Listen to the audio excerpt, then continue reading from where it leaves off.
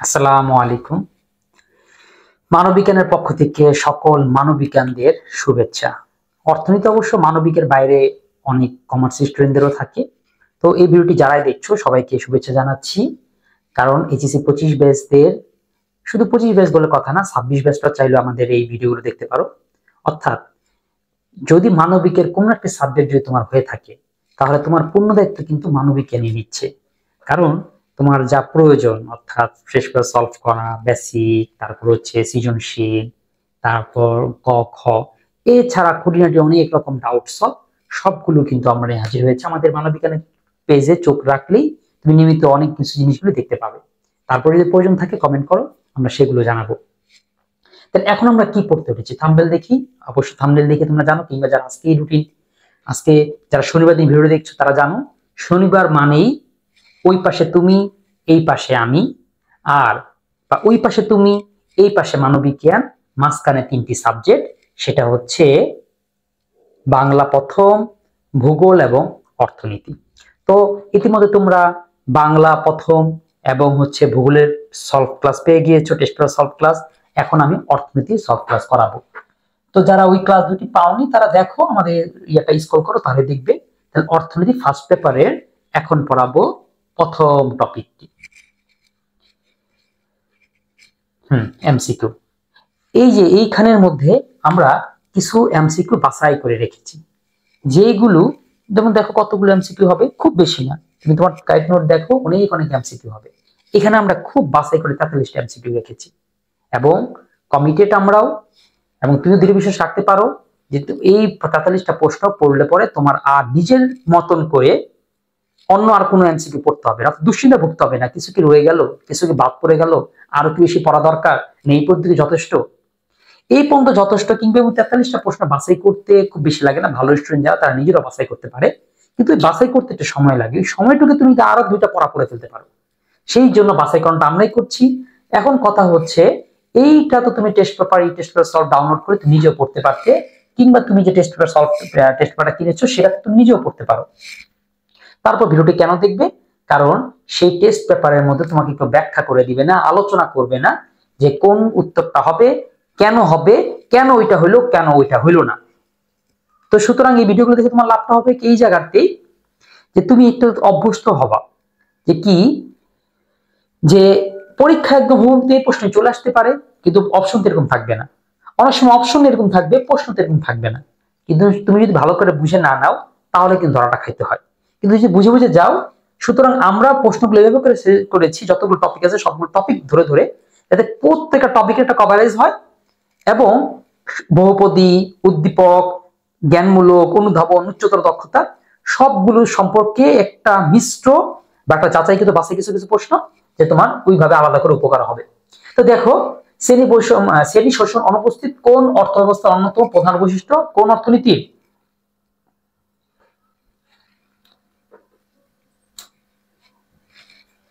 আচ্ছা, কোন অর্থনীতি? প্রথমে হচ্ছে যদি বলি শ্রেণী শোষণ অনুপস্থিত, অনুপস্থিত যেহেতু, তাহলে একটা অর্থনীতি আছে, সেটা হচ্ছে কোনটা? সমাজতান্ত্রিক। কারণ সমাজতান্ত্রিক সেই অর্থনীতি, যে অর্থনীতি সমাজের সবাইকে সমান রাখতে চায় এবং কোনো শোষণ করে না।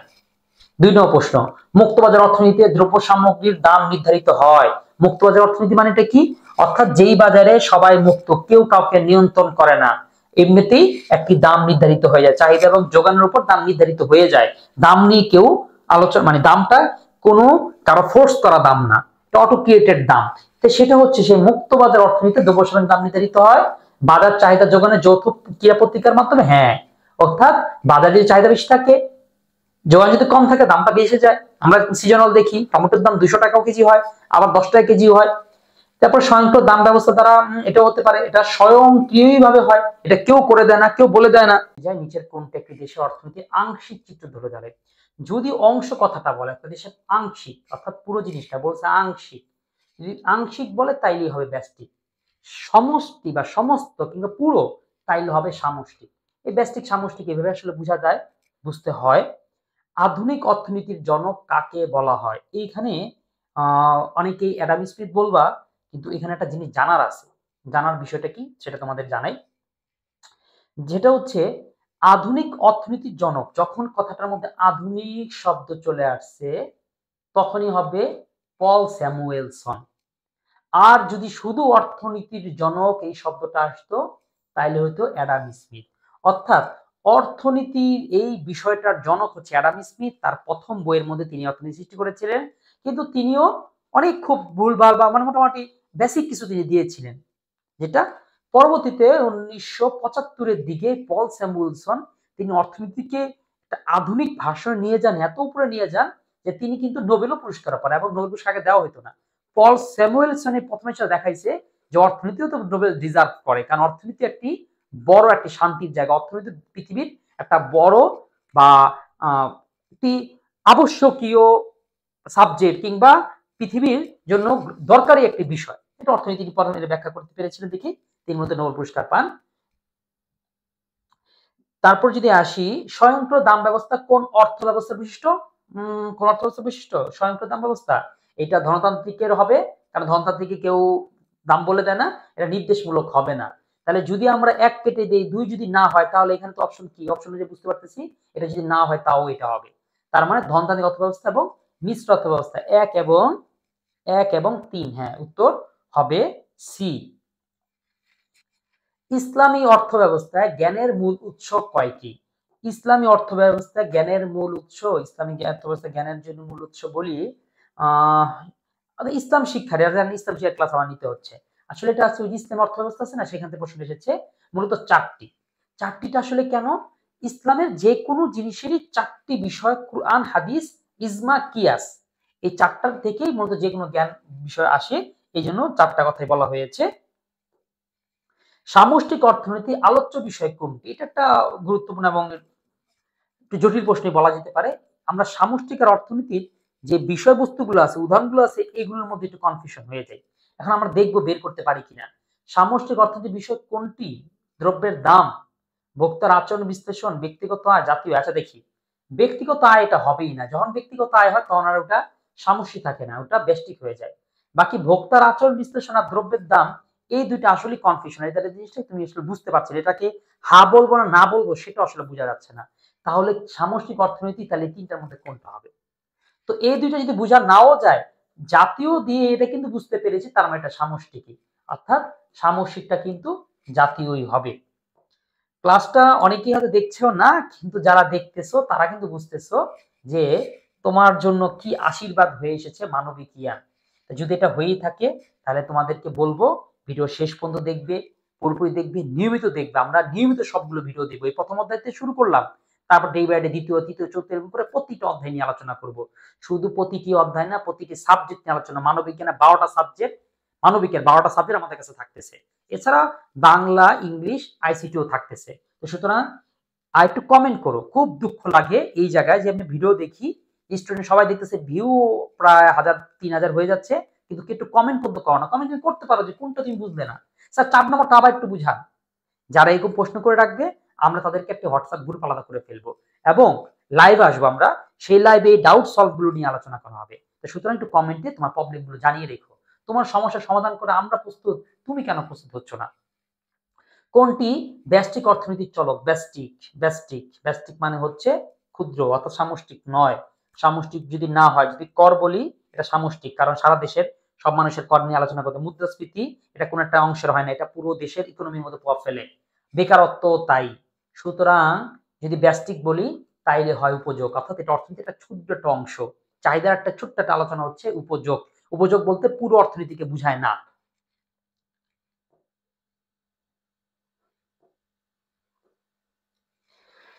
যে রেখার বিভিন্ন বিন্দুতে নির্দিষ্ট সম্পদ ও চলতি প্রযুক্তি সাপেক্ষে দুটি বিকল্প দ্রব্যের সম্ভাব্য মিশ্রণ প্রকাশ করে তাকে কি বলে? তাকে বলে চাহিদা রেখা, তাকে বলে উৎপাদন, এটা সহজ বিষয়। হ্যাঁ, একে বলে হচ্ছে উৎপাদন সম্ভাবনা রেখা।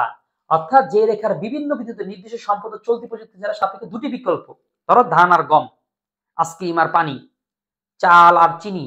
তো এরকম করে দুইটা, আমার ধরো এটা কেন হয়, এই উৎপাদন সম্ভাবনা কেন বের করতে হয়? তোমার কাছে 1 কোটি টাকা আছে, তুমি এখন এতে চাইলে দুটো ব্যবসায় করতে পারো। তুমি এটা চালের আড়ত দিতে পারো, তুমি চাইলে একটা কসমেটিকের দোকানও দিতে পারো। এখন তুমি কোনটা দিবে, কোনটা বেশি লাভ, কোনটাতে তোমার বেশি উৎপাদন আসবে, উৎপাদন সম্ভাবনা কতটুকু, কতটুকু টাকা কত খাটালে কোনটাতে আমার কতটুকু ছাড়তে হবে, এই যে যে রেখার মাধ্যমে দেখানো হয় তাই হচ্ছে উৎপাদন সম্ভাবনা রেখা। এই বিষয়গুলো আমি খুব বেশি ব্যাখ্যা যাচ্ছি না, কারণ বেসিক ক্লাসে আমি এই বিষয়গুলো এত সহজ আলোচনা করেছি, যারা সেই ক্লাস দেখেছো তাদের জন্য আর কিছু কঠিন থাকার কথা না, তারা এটা বুঝছো। এরপর যদি তোমার যদি বেসিক ক্লাস না করা থাকা যদি প্রশ্ন থাকে তাহলে এটা কমেন্টে জানাও, প্রশ্ন নাম্বারটা একদম নাম্বার দিয়ে বলবা 10, 15, 8। এই জন্য বলি পড়ার আগেই খাতা নিয়ে বসো, খাতা কলম নিয়ে তারা পড়তে থাকো, যাতে তোমার যা তথ্যগুলো দিই যা প্রয়োজন সেটা তুমি লিখে রাখতে পারো। প্রিপারেশনটা যাতে একটু টাইট হয়, জোরালো হয়। প্রস্তুতি আগে মানসিকভাবে অনেক প্রস্তুত হও। মানুষের সকল কর্ম প্রচেষ্টা কেন পরিচালিত হয়? ভোগের জন্য। ঠিক আছে? অনেক অনেক রকম ডায়লগ মাইলগ দেয়, কিন্তু মূল উদ্দেশ্য একটাই যে আমাকে অনেক ভোগ করতে হবে, আমাকে অনেক সুখ লাভ করতে হবে। তাই সবকিছুর উদ্দেশ্য ভোগের জন্য। ধনতান্ত্রিক অর্থ ব্যবস্থায় উৎপাদনের মূল লক্ষ্য কি? ওই যেটা গিয়েছে, আচ্ছা এটাও, এটা হচ্ছে মুনাফা সর্বোচ্চ করা, হ্যাঁ, সর্বোচ্চ মুনাফার জন্য, আর কোনো কারণ নেই কিন্তু। সর্বোচ্চ মুনাফা অর্জন করার জন্য কি করতে হয়? ধনতান্ত্রিক অর্থ ব্যবস্থায় উৎপাদনের মূল লক্ষ্য কি? সর্বোচ্চ মুনাফা করা। এটাই তো সবারই উদ্দেশ্য, কিন্তু এটাই। বাংলাদেশ অর্থ ব্যবস্থা কোন ধরনের? বাংলাদেশের অর্থ ব্যবস্থা হচ্ছে ধনতান্ত্রিক, সমাজতান্ত্রিক, মিশ্র, ইসলাম, এই যে মিশ্র। বাংলাদেশের অর্থ ব্যবস্থা মিশ্র সিস্টেম, হ্যাঁ, এটা কম্বাইন করা, মিলানো। অর্থাৎ এটার মধ্যে একটু একটু ধনতন্ত্র আছে, এক ফোঁটা সমাজতন্ত্র আছে, মিলে গোটা দিয়ে বানানো হয়েছে বাংলাদেশের অর্থনীতি। আমরা সবকিছুতেই মিশ্র, আমরা জাতি হিসেবে মিশ্র, আমরা না ককেশীয়, না বাঙালিও, না হচ্ছে এই নিগ্রো, না হইতেছি শ্বেতাঙ্গ, আমরাও জাতি হিসেবে মিশ্র।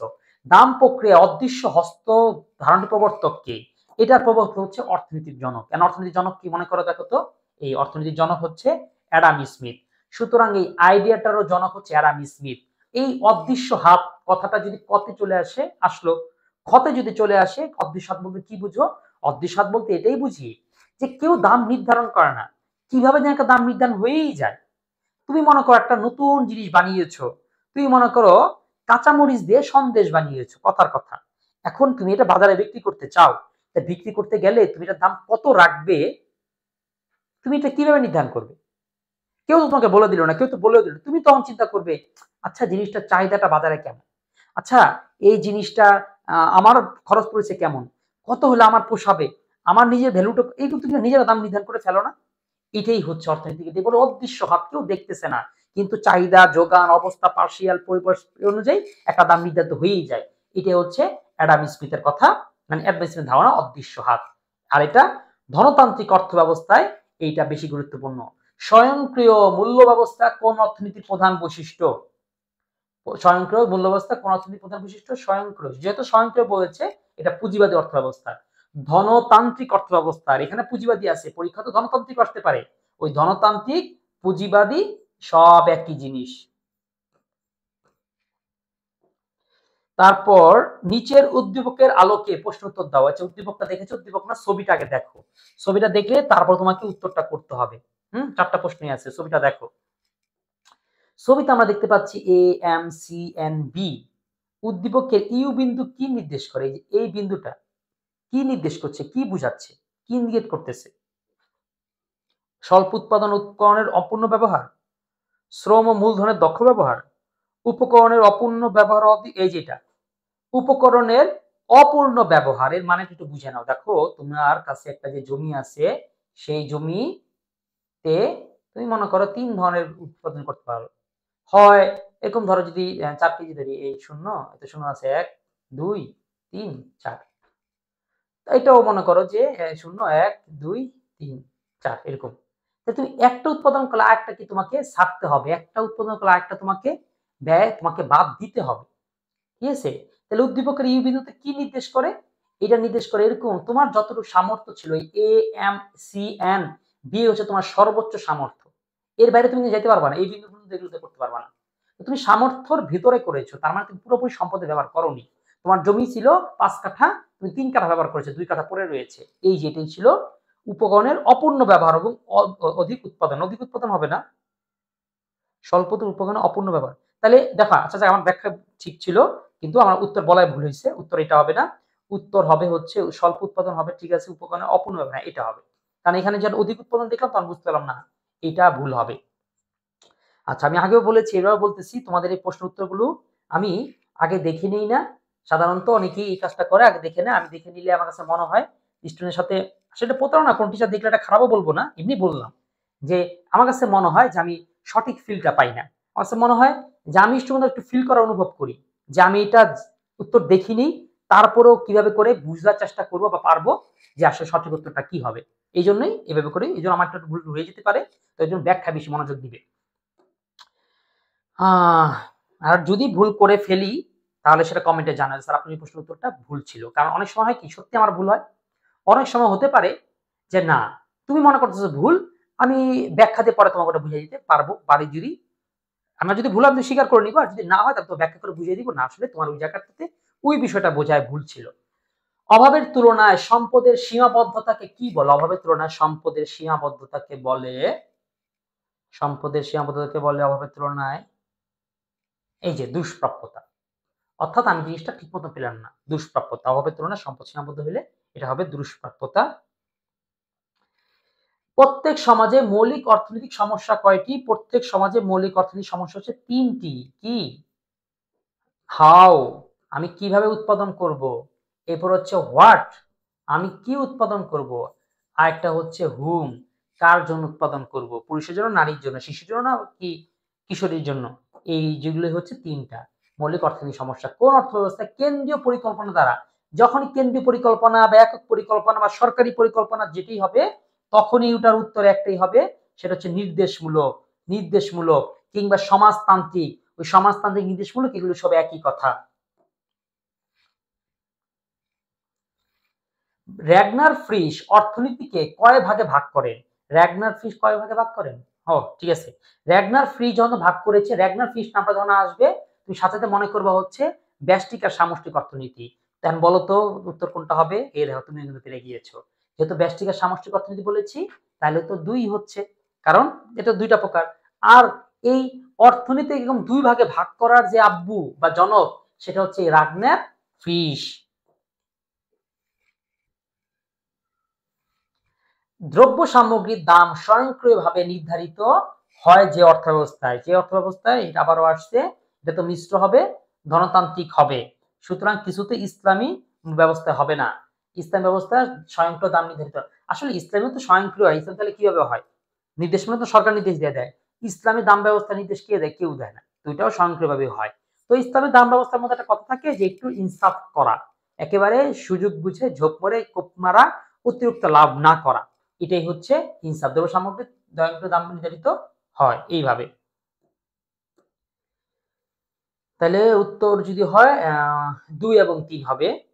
অর্থনীতির যমজ সমস্যাদ্বয় কোনটি? অর্থনীতির যমজ সমস্যা, যমজ মানে অর্থনীতির একটা প্রধান প্রধান ২টা সমস্যা আছে, সেই ২টা যমজ সমস্যা বলে, সেটা হচ্ছে এই যে এটা সি, দুষ্প্রাপ্যতা ও নির্বাচন সমস্যা। অর্থাৎ একটা হলো সম্পদ অভাব, দুষ্প্রাপ্য, আর একটা হচ্ছে কোনটা যে নির্বাচন করব, ওটা নির্বাচন করা যায় না। এরপর আসি, ধনতান্ত্রিক অর্থব্যবস্থার বৈশিষ্ট্য কোনটা? ভোক্তার স্বাধীনতা, শ্রেণী শোষণহীনতা, উদ্যোগের স্বাধীনতা। তাহলে ধনতান্ত্রিক অর্থব্যবস্থার বৈশিষ্ট্য কোনটা? ধনতান্ত্রিক অর্থব্যবস্থার বৈশিষ্ট্য ভোক্তার স্বাধীনতা অবশ্যই, শ্রেণী শোষণহীনতা না উদ্যোগের স্বাধীনতা। শ্রেণী শোষণহীনতা এটা হবে না, কারণ ধনতান্ত্রিক ওই শ্রেণীর কথা চিন্তা করে না, কে মরলো এটা সে চিন্তা করে না, সে প্রত্যেকের নিজের স্বতন্ত্রভাবে চিন্তা করে যে আমি বাঁচতে চাই বা আমি বেশি খাইতে চাই, এভাবে করে চিন্তা করে ধনতান্ত্রিক। সুতরাং এখানে ১ এবং ৩ হবে উত্তর, ১ এবং ৩ হবে উত্তর। সামষ্টিক অর্থনীতির আলোচ্য বিষয় কোনটা? তাহলে আগে একবার গিয়েছেন এটা, না এটা যায়নি, অন্যভাবে গিয়েছিল, এটা একটা দেখো। সামষ্টিক অর্থনীতি আলোচ্য বিষয় যদি আমরা ধরি, এইখানে জাতীয় আয় তো হবেই, কারণ জাতীয় কথাটা যখন আছে পুরো রাষ্ট্রের ভাব বুঝাচ্ছে, অর্থনীতির একটা বড় আলোচনা হচ্ছে, তাহলে এটাই তো হবে। সুদের হারও একটা রাষ্ট্রের পুরো ইকোনমিক্যাল সিস্টেমে সুদের হার কত হবে সেই অনুযায়ী হবে। ফার্মের মুনাফা এটা হবে না, কারণ ফার্ম হচ্ছে একটা ক্ষুদ্র ইউনিট, একক ইউনিট, এটা ব্যষ্টিক হতে পারে, এটা সামষ্টিক হতে পারে না। শিল্প যদি বলতো শিল্পের মুনাফা তাইলে হতে পারে, কিন্তু শিল্প সারা দেশব্যাপী অনুযায়ী হয়। যদি আমরা দেখি, নিচের চিত্রটি লক্ষ্য করো এবং প্রশ্ন উত্তরটা দাও। যে চিত্র লক্ষ্য করছো, করো লক্ষ্য করে বা প্রশ্ন উত্তর দাও, দেখি কি পারো, কেমন পারো। ২৪-এর উত্তর যদি করি, নিচের চিত্র লক্ষ্য করো এবং প্রশ্ন উত্তর যদি দাও, সেটা হচ্ছে ৫০ মণ গমের সুযোগ ব্যয় কত মণ ধান? 50 মণ গমের সুযোগ ব্যয় কত মণ ধান, 50 মণ গমের সুযোগ ব্যয় কত মণ ধান। আচ্ছা আচ্ছা আচ্ছা, এই দেখো 50 মণ যদি গম হয় তাহলে এর সর্বোচ্চ তো এটাই হবে, এই যে বিন্দুটা 35, তাহলে সর্বোচ্চ হবে এই যে 35 মণ ধান। ধনতান্ত্রিক অর্থনীতিতে অদৃশ্য শক্তি হলো, আমরা দেখতে প্রায় শেষের দিকে চলে এসেছি। ধনতান্ত্রিক অর্থনীতিতে অদৃশ্য শক্তি হলো ক্রেতা ও বিক্রেতা অবশ্যই, চাহিদা ও যোগান অবশ্যই, শ্রমিক শ্রেণী নো, তারা ধনতান্ত্রিক অদৃশ্য শক্তি বলে কিছু না।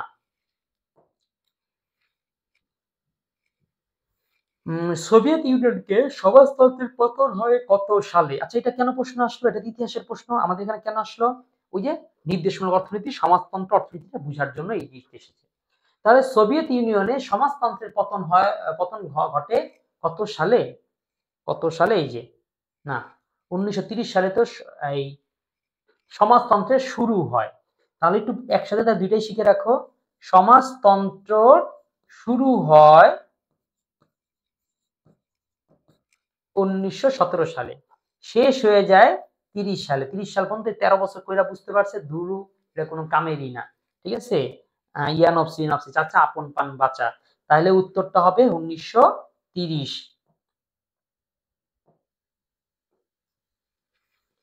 উদ্দীপকে প্রশ্ন তো দাও। আচ্ছা, উদ্দীপকটা তো নাই, আমরা থাক, এটা পারবা। যদি সমাজে ওয়াই দ্রব্যের তুলনায় এক দ্রব্যের প্রয়োজন বেশি হয় তাহলে কোনটা হবে, কোন বিন্দুতে? এটা প্রশ্ন উত্তর চিত্রটা বুঝতেছো কিনা?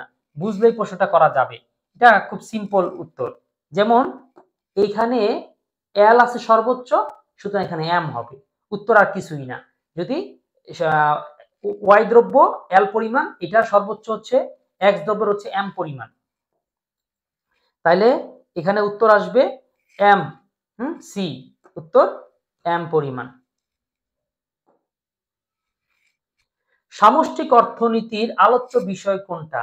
ব্যক্তিগত আয়, বেকার সমস্যা, বাণিজ্য চক্রের উত্থান পতন। কোনটা হবে? সামষ্টিক অর্থনীতির আলোচ্য বিষয় কোনটা? অর্থনীতি আলোচ্য বিষয় হচ্ছে ব্যক্তিগত আয়।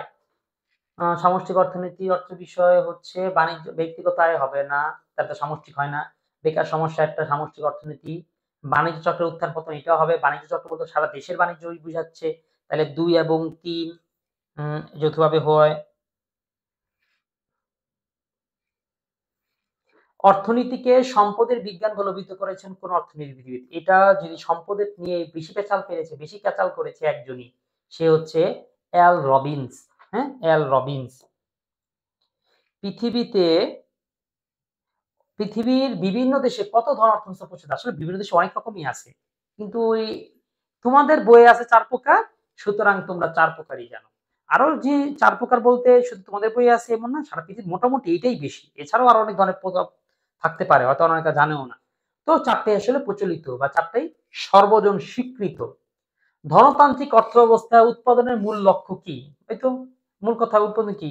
মুনাফা সর্বোচ্চ করা। এটা একবার গিয়েছে, একবার আসলো, প্রশ্ন মানে খুবই গুরুত্বপূর্ণ, এই জন্য ডাবল এসেছে। ব্যষ্টিক অর্থনীতি আলোচ্য বিষয়। ব্যষ্টিক অর্থনীতি আলোচ্য বিষয় যদি নির্দিষ্ট ফার্মের উৎপাদন, একক দ্রব্যের মূল্য, নির্দিষ্ট ফার্মের উৎপাদন, একক দ্রব্যের মূল্য, জাতীয় আয়। না, জাতীয় আয় যদি হয় এটা বাদ দিয়ে বাকি দুইটা হবে। নির্দিষ্ট ফার্মের উৎপাদন, একক দ্রব্যের মূল্য, তাহলে 1 এবং 2। উদ্দীপক এবং কি আছে? চিত্রে ই বিন্দুতে কি নির্দেশ করে?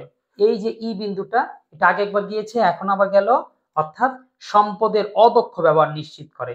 ঠিক আছে? সম্পদের অদক্ষ ব্যবহার ও বেকারত্ব, জিনিসটা কাজে লাগতেছে না, এটা নির্দেশ করে। আমাদের দেশে যেরকম কাজ আছে, সবাই যে বেকার, কারণ কি? কাজের অভাবে বেকার না, সে যথার্থ যে কাজটা আছে সেই কাজটা আবার সে জানে না, এই জন্য বেকার। এই জন্য পড়াশোনা যা করব সেটা হচ্ছে নিজেকে ডেভেলপ করার চিন্তা করে করে পড়তে হবে। কোন রকম পরীক্ষা পাস করে ফেললাম এই জন্য না। এই জন্যই যারা কোন রকম শুধু পোস্ট পাস করতে, তারা হচ্ছে শুধু গাইড টেস্ট দেখে উত্তরগুলো করে ফেলে, এরকম ব্যাখ্যা সহ শুধু আমাদের কাছেই পাচ্ছ। অসীম অভাব ও সীমিত সম্পদের মধ্যে সমন্বয় সাধন করার সময় কয়টি সমস্যা দেখা দেয়? 2টি সমস্যা। কি কি? অসীম দুষ্প্রাপ্যতা, আর একটা হচ্ছে নির্বাচন। কোন দ্রব্যের এক একক উৎপাদন বৃদ্ধি করতে অন্য দ্রব্যের উৎপাদন যতটুকু ছাড়তে হয় তাকে কি বলে? মোট ব্যয়, সুযোগ ব্যয়, প্রান্তিক, এই যে সুযোগ ব্যয়, এটাও সুযোগ। ঠিক আছে, সাদিয়ারে পাইতে গিয়ে নাদিয়ারে ছেড়ে দিলা, এটাই হচ্ছে সুযোগ ব্যয়। নিচের চিত্রটি লক্ষ্য করো এবং প্রশ্ন উত্তর দাও। করলাম লক্ষ্য, উত্তরও যদি দিতে চাই দেই।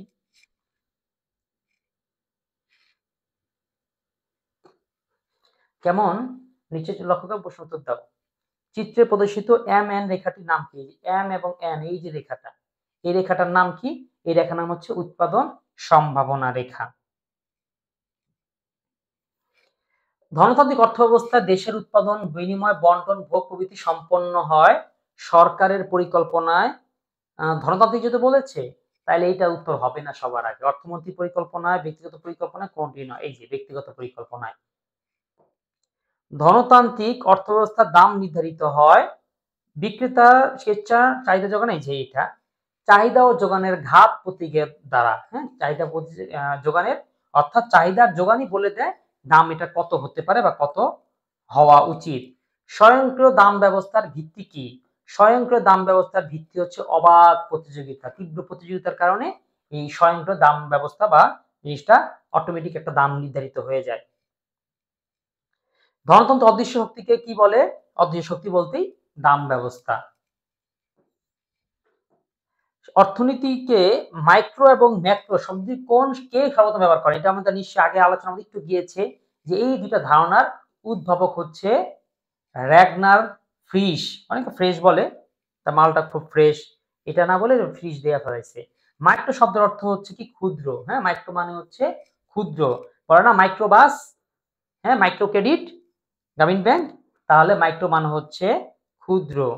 ব্যষ্টিক ও সামষ্টিক অর্থনীতি যথাক্রমে গ্রিক শব্দ মাইক্রোস ও ম্যাক্রোস উদ্ভব হয়েছে। অর্থনীতির বৃহৎ ও ক্ষুদ্র বিষয় নিয়ে আলোচনা করে, অর্থনীতির আংশিক ও পূর্ণাঙ্গ চিত্র নিয়ে আলোচনা করে। আচ্ছা, এটা একটু জটিল প্রশ্ন হয়ে গেছে, আমাদের একটু ভেবে ভেবে দেখতে হবে। দেখি, ব্যষ্টিক ও সামষ্টিক অর্থনীতি যথাক্রমে গ্রিক শব্দ মাইক্রোস ও ম্যাক্রোস উদ্ভব হয়েছে। হ্যাঁ, এটা ঠিক আছে। অর্থনীতি বৃহৎ ও ক্ষুদ্র বিষয় আলোচনা করে, এটাও ঠিক হয়। অর্থনীতি আংশিক ও পূর্ণ আলোচনা, এটাও ঠিক হয়। কিন্তু দুই একটু সমস্যা আছে, তোমরা খেয়াল করোনি, এটা অনেকে না দেখে দুম করে দাগ দিয়ে দিবে। বলছে যথাক্রমে ক্ষুদ্র বিষয় নিয়ে আলোচনা করে, অর্থনীতির বৃহৎ।